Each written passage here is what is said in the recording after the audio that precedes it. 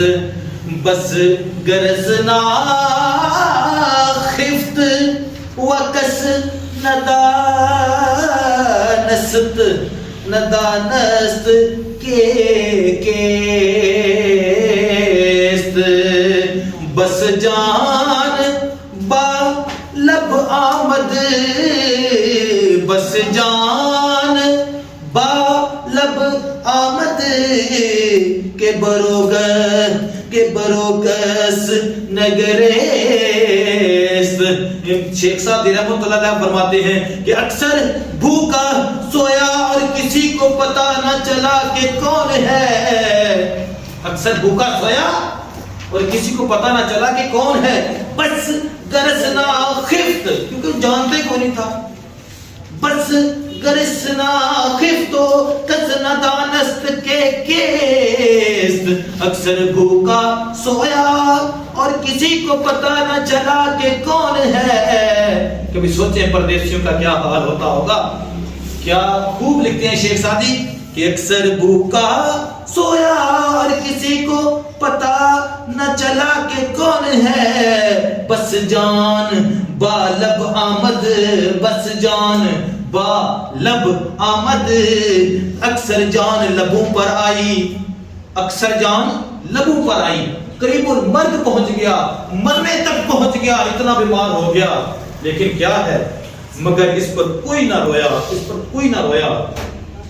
کہتے ہیں بس جان با لب آمد کے بروکس نگریست، کہ اکثر جان لبوں پر آئی، قریب المرگ ہو گیا، مگر اس پر کوئی نہ رویا۔